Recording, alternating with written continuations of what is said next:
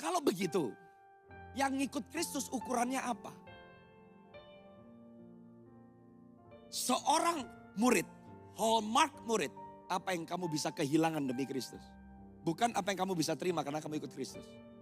Kalau saudara berkata, saya dikenan Tuhan. Kenapa kamu dikenan Tuhan? Lah karena saya diberkati.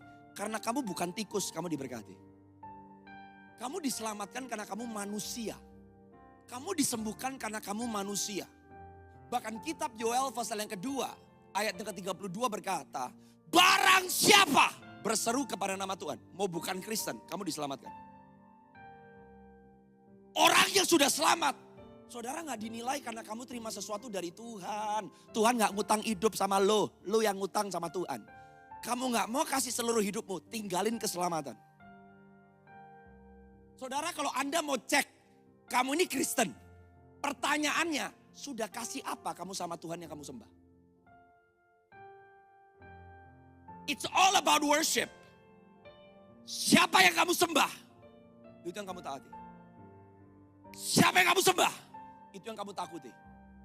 Orang Kristen takut mati, takut kere, takut ditinggal, takut kehilangan.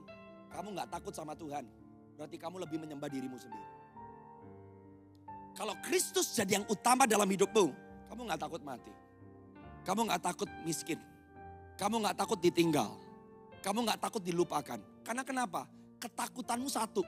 You fear God above all else. Kalau saudara masih dihimpit, digencit sama ketakutan yang lain. Yang nomor satu dalam hidupmu bukan Tuhan. Siapa yang kamu sembah? Dirimu sendiri. Kamu sembah kenyamananmu. Kamu sembah egomu. Kamu sembah harga dirimu. Kamu sembah keluargamu. Kamu sembah istrimu. Kamu sembah suamimu. Kamu sembah anakmu. Kamu sembah pelayananmu. Saudara pernah sadar gak? Kenapa Yesus Kristus harus mati di atas kayu salib? Kalau intinya yang penting Yesus mati. Yesus bisa ditusuk. Yesus bisa digantung. Yesus bisa dipancung. Yesus bisa ketiban salib. Yang penting mati. Tanpa salib, kematian Kristus sia-sia.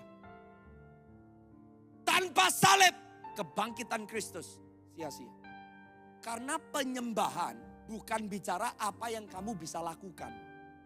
Penyembahan yang sejati adalah kenapa kamu melakukan apa yang kamu bisa lakukan. Dan untuk siapa kamu melakukan apa yang kamu lakukan. That's worship. Penyembahan bukan aktivitas. Makanya saudara dan saya ditentukan Tuhan jadi manusia roh. Bukan jadi orang rohani atau orang yang ngeroh. Kalau sebatas rohani, semuanya berdasarkan aktivitas. Kalau ngeroh, semuanya cuma berdasarkan bahasa roh. Tapi kalau manusia rohani, perubahan terjadi di dalam. Dan manusia rohani menyatakan kerajaan sorga yang tidak terlihat. Saudara dan saya bukan hanya orang-orang yang rohani. Saudara dan saya bukan hanya orang-orang yang ngeroh. Saudara diubahkan menjadi yang namanya manusia roh. Makanya dikirim Roh Kudus. Roh Kudus bukan the force. Roh Kudus bukan it. Roh Kudus bukan hanya sebatas kuasa. Dia pribadi yang menyertai saudara. Kenapa Yesus meninggalkan dunia ini? Dia pergi supaya saudara bisa diutus pergi. Kenapa kamu diutus pergi? Karena Yesus gak mau cuma kamu masuk surga. Pintu keselamatan ada salib. Membuat saudara dan saya yang tadinya kehilangan kemuliaan Allah.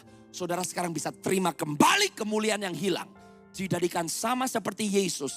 Disempurnakan gambar Yesus di dalam kita. Supaya waktu Yesus dipermuliakan, kita pun dipermuliakan bersama dengan Dia.